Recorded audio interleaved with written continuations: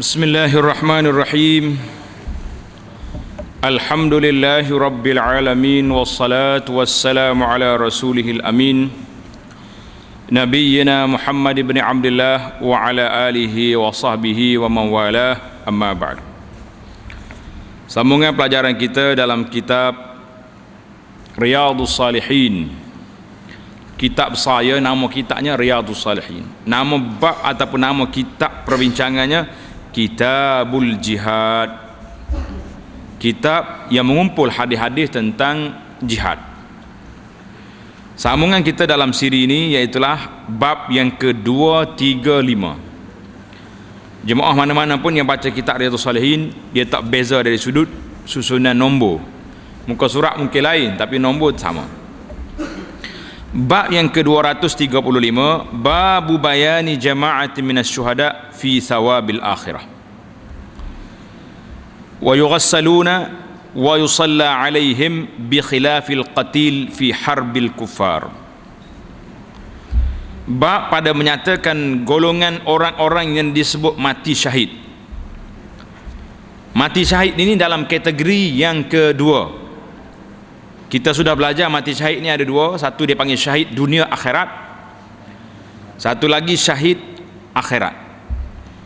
Jadi yang kita nak belajar ini iaitulah mati syahid mendapat pahala akhirat.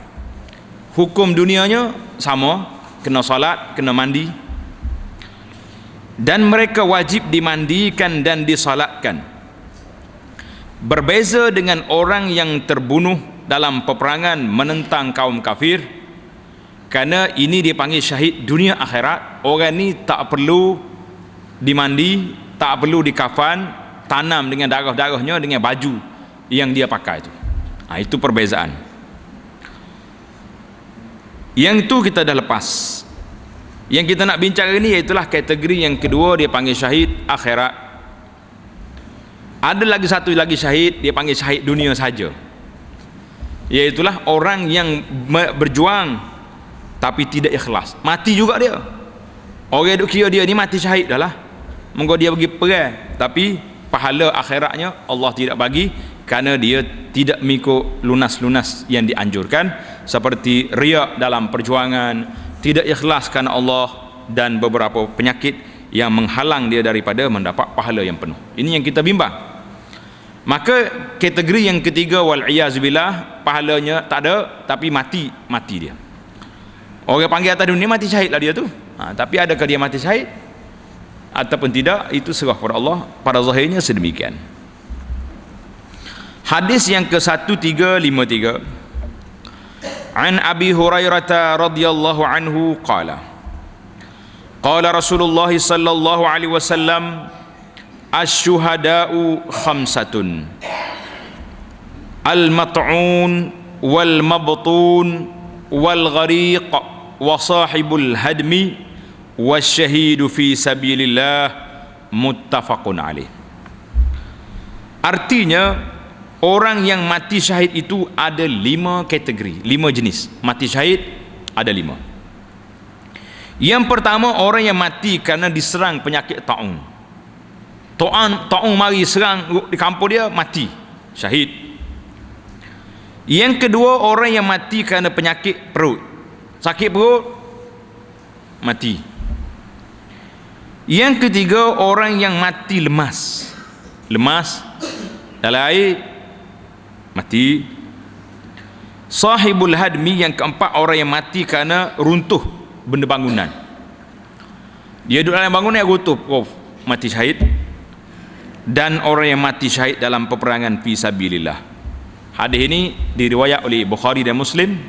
Ini 5 kategori orang mati syahid. Ada tambahan lagi di sini, lebih ramai lagi. Wa anhu qala Rasulullah sallallahu alaihi wasallam, ma ta'udduna syuhada'a fikum?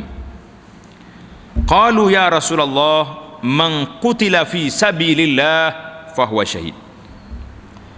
Qala inna syuhada ummati idzan qalilun. Qalu faman hum ya Rasulullah?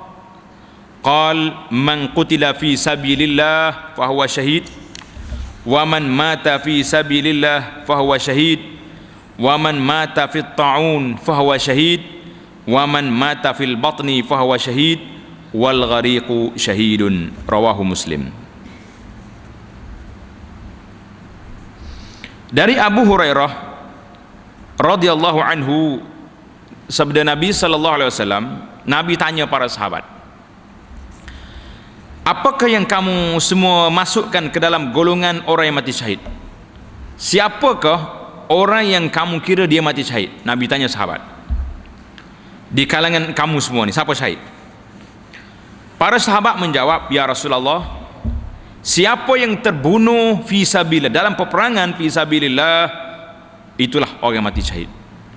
Maknanya sahabat sebut satu saja, iaitulah golongan yang berperang mati, orang ni je mati syahid. Apa Nabi kita jawab? Rasulullah sallallahu alaihi wasallam lalu bersabda, kalau demikian cara kamu menghitungnya, anggapan kamu, maka sungguhnya orang yang mati syahid hanya sedikit di kalangan umat aku. Tak ramailah kalau macam ni. Mereka lalu bertanya, kalau demikian, siapakah lagi ya Rasulullah orang yang mati syahid? Siapa lagi? Maka Nabi sallallahu alaihi wasallam bersabda, siapa yang terbunuh dalam peperangan maka dia mati syahid. Satu, siapa yang mati dalam melakukan peperangan fi sabilillah, syahid.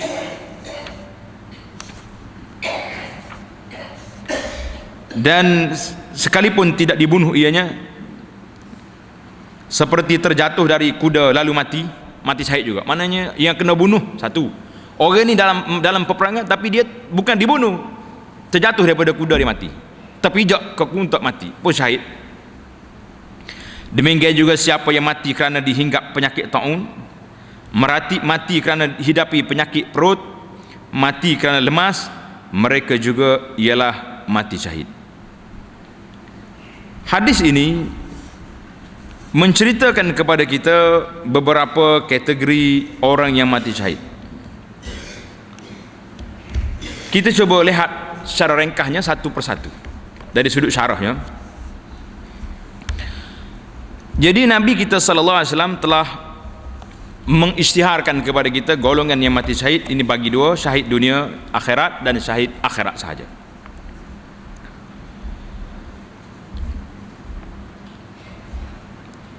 Orang yang mati syahid dunia dan akhirat, iaitulah orang yang mati fi sabilillah, maka undang-undangnya tak boleh disembahyang, tak boleh dikafan. Telah kita baca dalam hadis yang lepas. Wala ya'tihil malakan, malaikat tak mari nak tanya dia tentang azab kubur lepas semua sekali rehat. Tak tanya lagi siapa Tuhan kamu, siapa nabimu, dan tidak dibasuh kesan daripada darah dia. Akan ditanam dengan darahnya, dengan darah yang mengalir yang ada di tubuh dia itu tanam. Kerana dibangkit pada hari kiamat nanti, darahnya warnanya warna darah, baunya bau kasturi. Kerana itulah para ulama telah membuat keputusan bahawa haram mandi, haram basuh darahnya, dan kekalkan begitu saja. Allahu Akbar. Sebab apa? Kenapa tidak perlu disolat di atas orang yang mati syahid? Mungkin timbul soalan, kenapa la yughassalu wa la yusallun? Tak payah solat kat atas orang yang mati syahid ni, kenapa? Para ulama pensyarah hadis mengatakan, kerana li'anna salata syafa'ah. Yang kita nak solat ke atas mayat itu kerana nak minta syafaat, minta pertolongan supaya Allah Ta'ala beri keampunan kepada mereka. Sebagian dalam hadis kelebihan salat jenazah yang telah kita baca dulu, ma min rajulin muslimin yamutu, tidak ada seorang muslim yang mati kemudian berdiri ke atas jenazahnya 40 orang. Arba'una rajulan la yusyrikuna billah. Pasal itulah kita nak, kalau ada kematian keluarga kita, anak beranak kita, sahabat-sahabat kita, biarlah solat tu ramai, lebih daripada 40 orang nak. Mereka ini minta pertolongan dengan Allah Ta'ala supaya Allah Ta'ala ampunkan, illa syafa'amullah, Tuhan bagi syafaat pada mereka.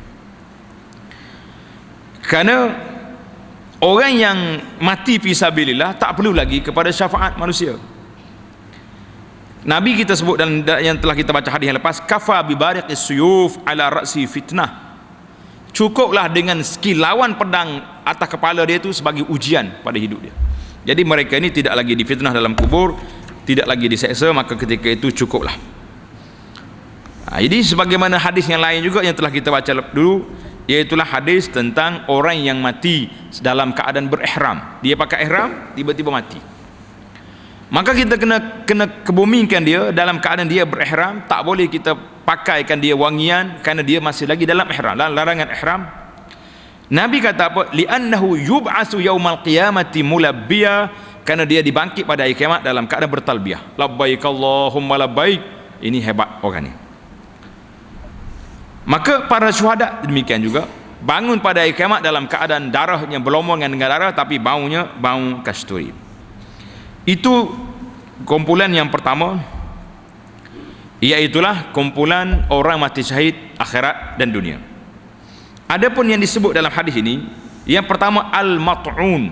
Siapa dia mat'un? Orang yang mati kena serang penyakit ta'un. Penyakit ta'un ni Nabi kita sallallahu alaihi wasallam sebut dalam hadis, kalaulah dalam satu kampung ada ta'un, mu jangan masuk. Tapi kalau kamu duduk dalam kampung tu ada ta'un, kamu jangan keluar. Jangan lari. Tunggu je takdir Allah SWT apa nak jadi. Jadi kalau mati kena wabak ta'un, orang ni dikira mati syahid. Yang kedua al-mabtun, orang yang sakit dalam perut. Adaul batin, sakit dalam perut. Maka kalau dia mati juga dianggap sebagai mati syahid. Termasuk dalam cerita ini iaitulah orang yang mati bersalin, mati beranak. Adakah dia termasuk dalam ni? Jadi jawab dia, sebagai ulama mengatakan termasuk, kerana dia pun beranak, dia pun mati hasil daripada perut dia juga. Yang ketiga al-ghariq, orang yang mati kerana tenggelam dalam air.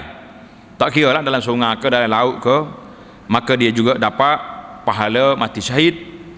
Yang keempat mati kerana runtuh bangunan. Bangunan runtuh ke, rumah runtuh ke, dia tengah duduk berjalan tipu di benda-benda, ini termasuk juga dalam mati syahid. Timbul suatu soalan yang baru, soalan yang agak baru, iaitulah hadis al-murur. Adakah orang yang mati aksiden kereta? Mati aksiden ni kalau nak kira lebih kurang juga mati kena hempak ke bangunan. Yang sarih dalam hadis Nabi kata al-hadm, orang yang mati ditimpa bangunan, kepek luit habis, orang ni pahala mati syahid.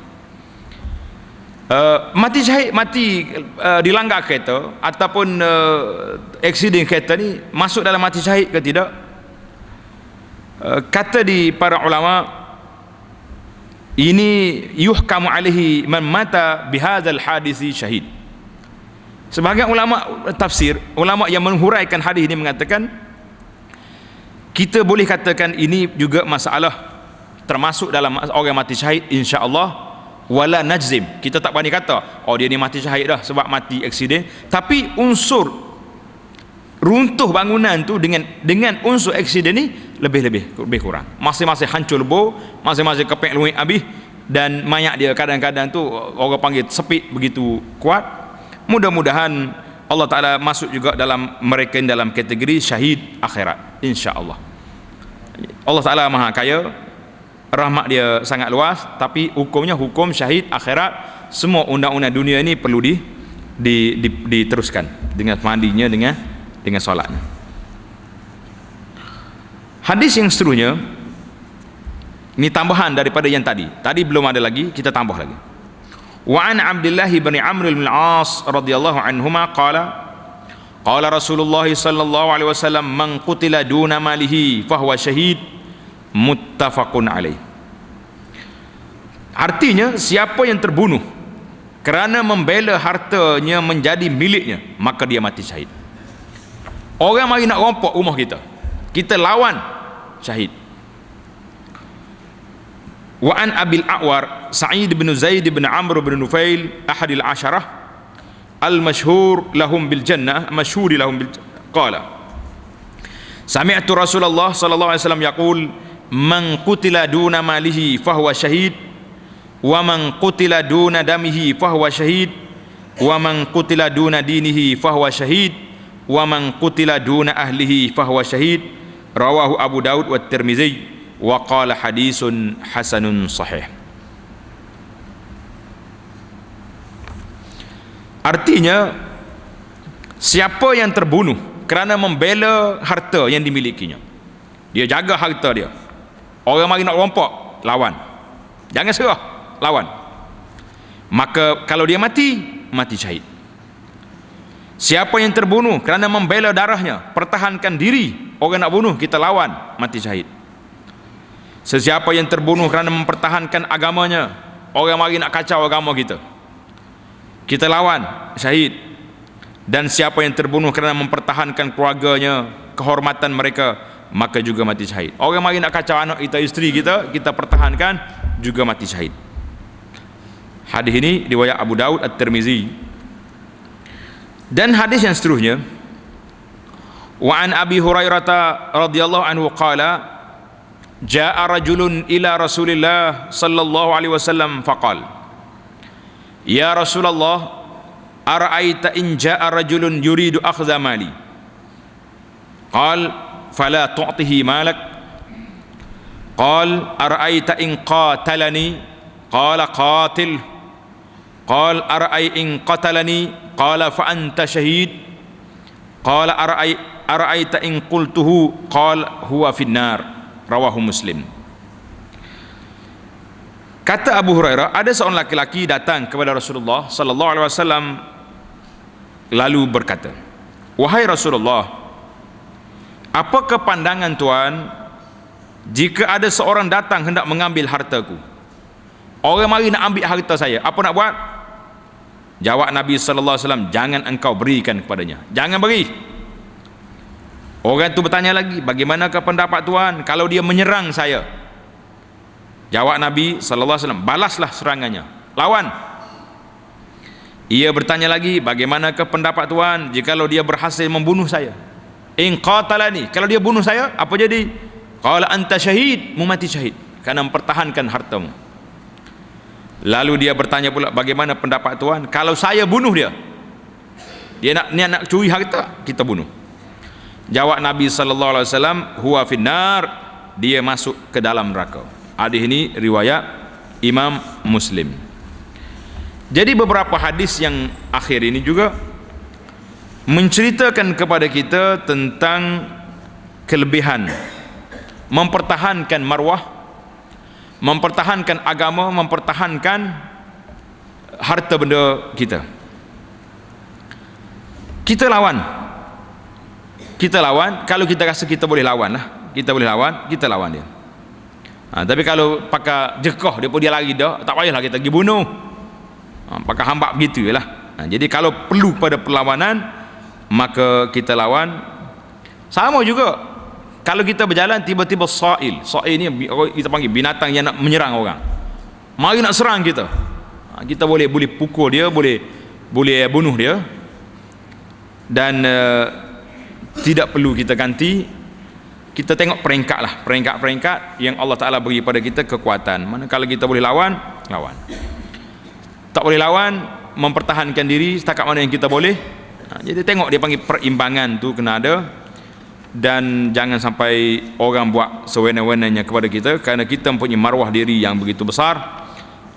Jangan duk takut pada orang dengan sebab-sebab yang tersebut. Alhamdulillah, ini syuhada ummati lakathir, mana syuhada orang yang mati syahid di kalangan umat ini ramai.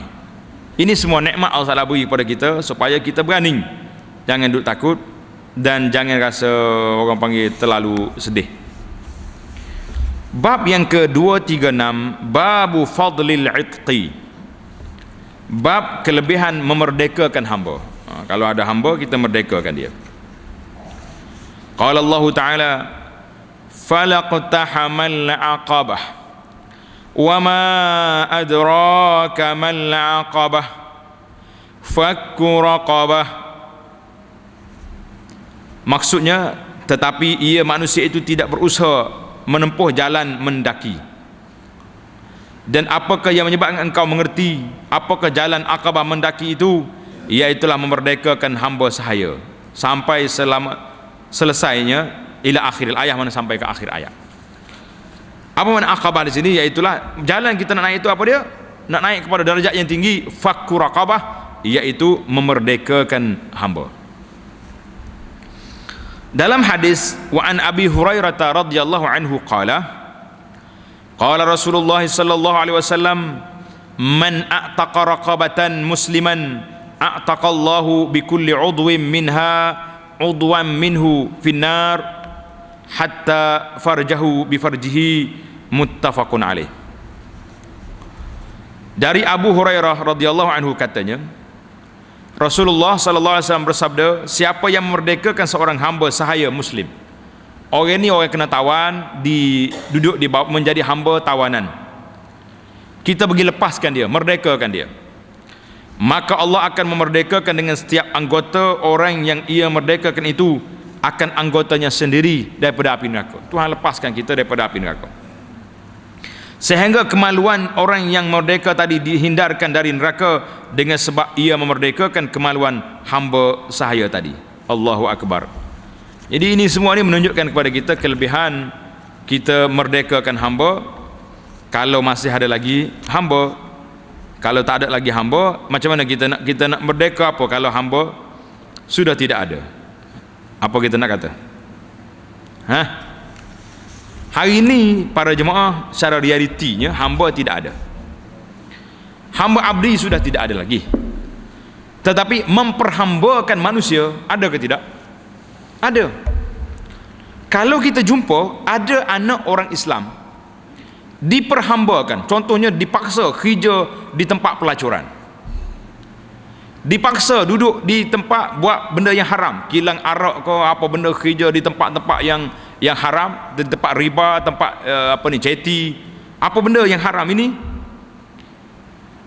Kalau kita boleh lepaskan dia daripada perhambaan manusia, sama-sama manusia ini, besar pahala. Mudah-mudahan hadis hamba ini walaupun tidak naik darjat ini peringkat yang lain, tapi kita masih lagi mendapat pahala yang besar. Berapa ramai orang nak bertaubat, tapi mereka tak mampu nak lari daripada sindiket yang duk kawal mereka. Mau lari aku tembak, takut, terpaksalah kena jadi pelacur, jadi berapa dia GRO, apa dia, kerja-kerja yang ditaja oleh iblis belakang ni. Kalau kita boleh lepaskan orang ni daripada tempat ini, berlaku. Ada satu dalam YouTube nama Syekh kita ni, daripada Arab, dia pergi satu tempat negeri, saya tak nak sebut. Bila dia pergi, dia masuk di lorong tempat daarah ni tempat pelacuran yang tak bagus. Syekh duduk di lorong ni, dia ceramah kepada ini perempuan-perempuan Sunda ni, ceramah. Bila dia ceramah, subhanallah, semua pakat buka pintu, buka tingkap, ya Syekh, macam mana kami nak bertaubat, macam mana kami nak lepaskan diri daripada tempat ini. Allahu Akbar. Menangis-nangis dia orang nak bertaubat kepada Allah Azza wa Jalla, sebab dia tahu dia duduk dalam keadaan kekangan yang dipaksa yang begini. Jadi kalau ada sedikit macam ni, kita boleh lepaskan mereka daripada tempat duduk terseksa, mengabdikan diri kepada syaitan seperti ini, maka kita juga insya-Allah terpakai dengan hadis memerdekakan hamba yang menjadi hamba abdi pada masa dulu. Sekarang ni tak ada masa dalam hamba abdi, tak ada, tapi memperhambakan manusia masih wujud. Cubalah cari.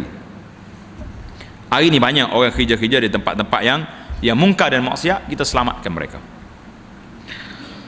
Wa an Abi Zarrin radhiyallahu anhu qala qultu ya Rasulullah ayyul a'mali afdal qala al-imanu billah wal jihadu fi sabilillah qultu ayyur riqabi afdal qala anfasuha inda ahliha wa aktsaruha samanan, muttafaqun alaih. Dari Abu Zar katanya, saya berkata, Rasulullah, ya wahai Rasulullah, amalan manakah yang lebih utama? Amalan yang lebih utama yang mana? Jawab Nabi sallallahu alaihi wasallam, yaitu beriman kepada Allah dan berjihad fi sabilillah. Beriman dan berjihad.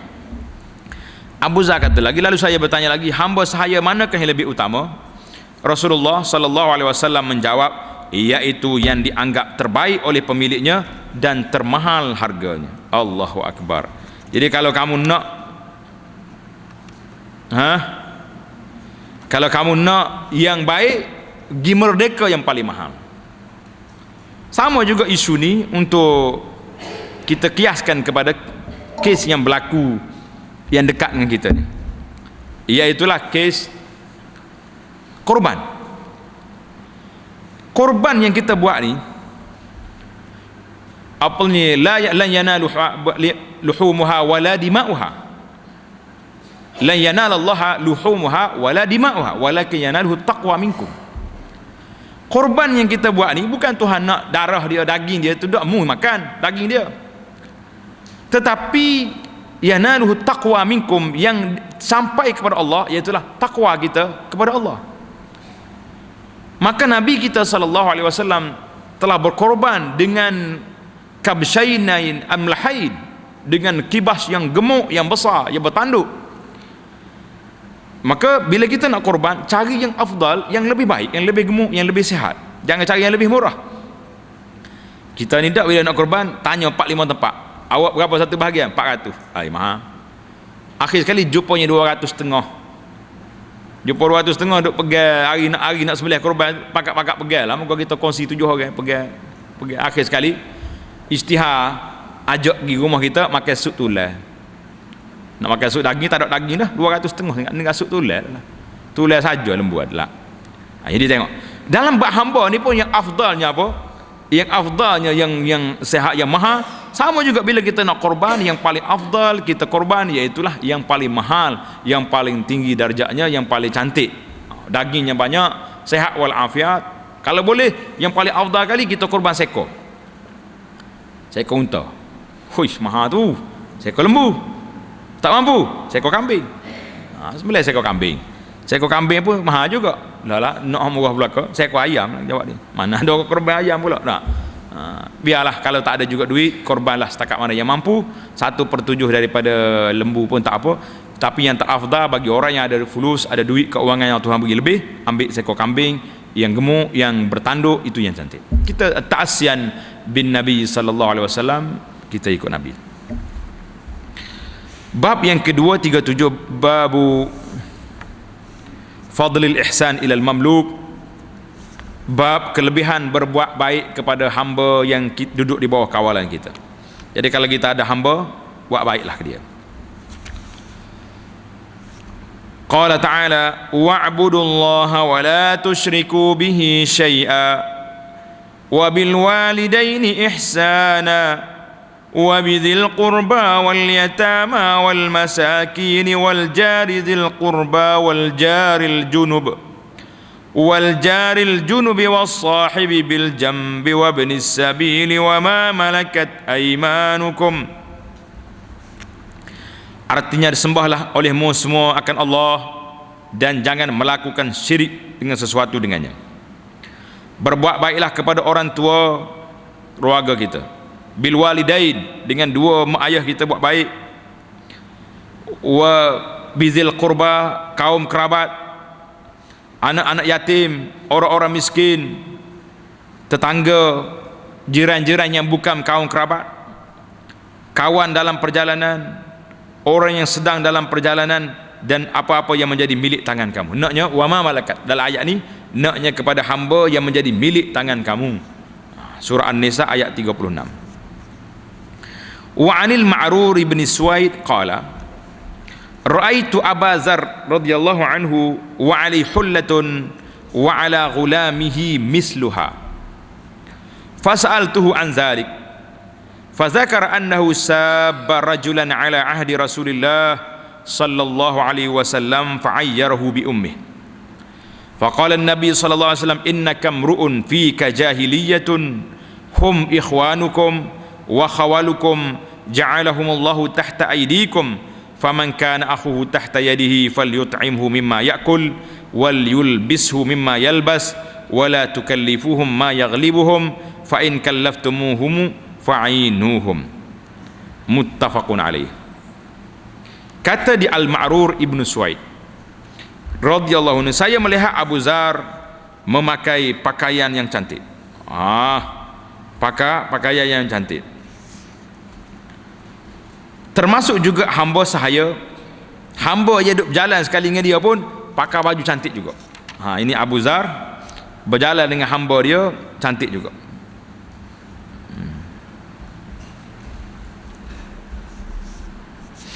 Apa jadi? Yakni dalam hal mutu kain. Mana nak ceritanya pakaian sama, tokel dengan pekerja dia, dengan hamba dia ni sama,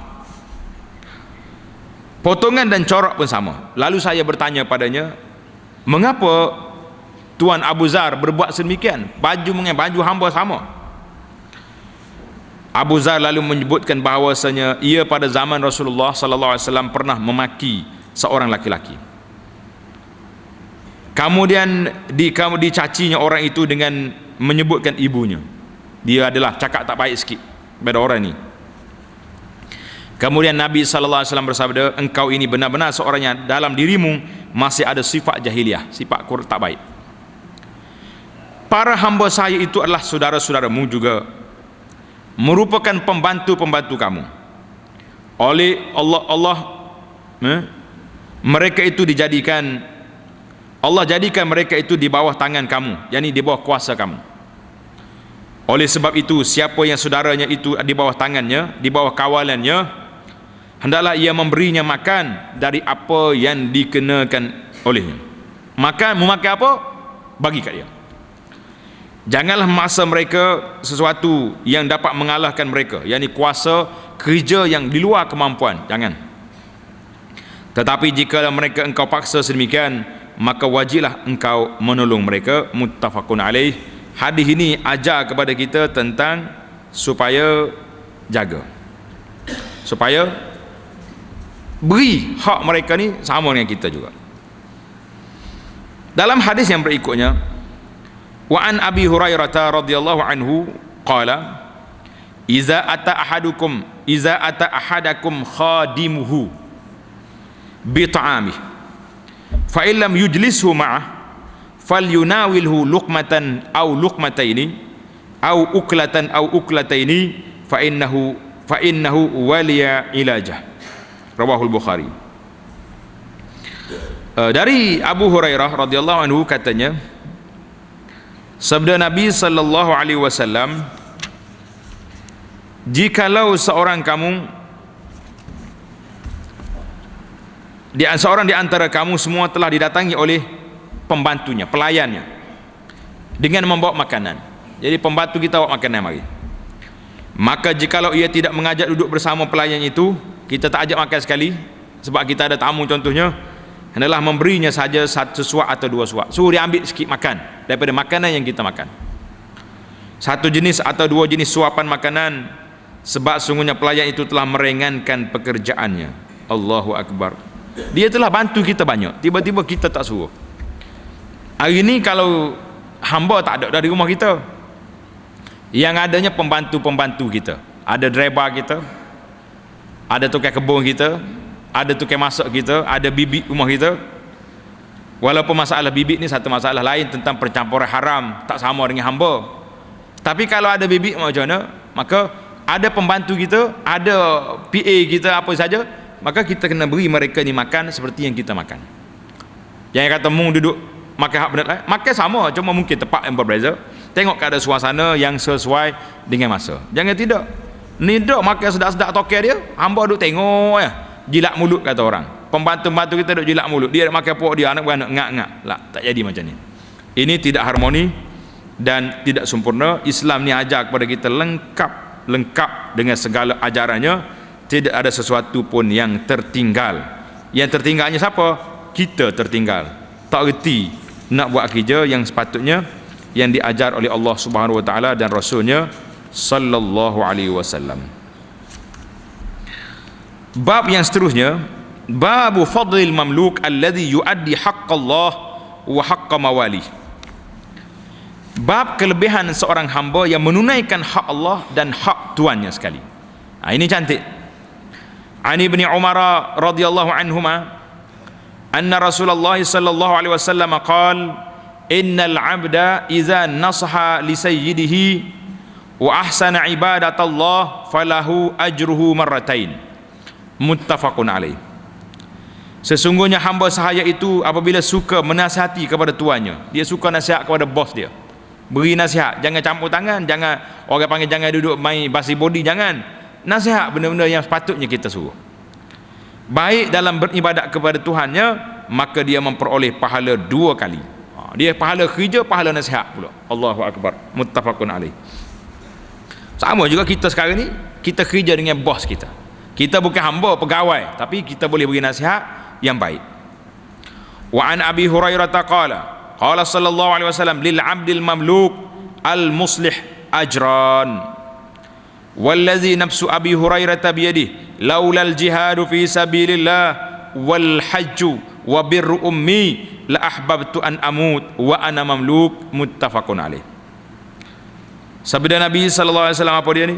Seorang hamba sahaya yang berbuat kebaikan itu memiliki dua pahala. Dua pahala. Demi zat jiwa yang jiwa Abu Hurairah ada di dalam genggaman kekuasaannya, andai kata tiada kewajipan jihad fi sabilillah, sebab hamba tak payah jihad, haji dan berbakti kepada ibuku, nescaya saya lebih senang kalau saya mati sedang saya di saat itu sebagai seorang hamba sahaya. Ini Abu Hurairah kata dia nak pahala banyak. Wa an Abi Musa al-Asy'ari radhiyallahu anhu qala qala sallallahu alaihi wasallam al-mamluk alladhi yuhsinu ibadata rabbih wa yuaddi ila sayyidihi alladhi alaihi minal haqq wan nasihati wat ta'ati lahu ajran. Rawahul Bukhari. Artinya hamba sahaya yang berbuat baik dalam ibadat kepada Tuhannya dan menunaikan hak kepada tuannya yang sudah menjadi kewajipannya, dia tunai dengan sempurna, serta memberi nasihat dan taat, maka hamba sahaya yang demikian itu mempunyai dua pahala. Hadis ini juga di dalam Al-Bukhari. Hadis yang terakhir dalam bab kita ini, wa anhu, daripada Abi Musa al-Asy'ari qala qala sallallahu alaihi wasallam salasatun lahum ajran. Rajulun min ahli kitab amana bi nabiyhi wa amana bi Muhammad sallallahu alaihi wasallam wal abdul mamluk iza adda haqqallah wa haqqa mawalih wa rajulun kanat lahu amatun fa addabaha fa ahsana ta'dibaha wa 'allamaha fa ahsana ta'limaha summa a'taqaha fa tazawwajaha falahu ajran. Muttafaqun alaih. Dari Abu Musa al-Asy'ari, sabda Nabi sallallahu alaihi wasallam, ada 3 orang yang dapat memiliki 2 pahala. Dengar, orang ni dia dapat 2 pahala. Yang pertama, orang dari golongan ahlul kitab, yakni Yahudi ataupun Nasrani, yang beriman kepada nabinya, yakni Nabi Musa ataupun Nabi Isa, dan beriman pula kepada Nabi Muhammad sallallahu alaihi wasallam. Dia boleh pahala 2 kali iman. Yang kedua, hamba sahaya apabila suka menunaikan hak Allah dan hak tuannya. Dia dua-dua ibadat kuat, kerja pun kuat. Yang ketiga, demikian pula seorang laki-laki yang memiliki hamba sahaya wanita. Dia boleh hamba perempuan, lalu diberinya pendidikan, memperbaikkan adab kesopanan, lagi pula diberinya pelajaran dan memperbaikkan ajaran-ajarannya. Kemudian hamba sahaya tadi dimerdekakan, terus dikahwinnya sendiri. Hamba dia merdeka kahwin, maka orang laki-laki itu pun mendapat 2 pahala. Muttafaqun alaih. Allahu Akbar. Ini semua cerita yang menyebut kepada kita tentang kelebihan-kelebihan yang begitu banyak, kelebihan yang besar Allah Ta'ala beri kepada kita dalam bab menjaga hamba. Jadi hari ini kita tak dapat hamba dah, tapi kita masih lagi menjadi hamba Allah, yang wajib kita kena jaga akhlak kita, yang kita kena jaga perangai PA kita, kena jaga kepribadian kita. InsyaAllah kita akan sambung perbincangan yang akan datang dalam bab yang ke-239, babu fadlil ibadati fil harj. Subhanakallah hamdika asyhadu an la ilaha illa anta astaghfiruka wa atubu ilaik.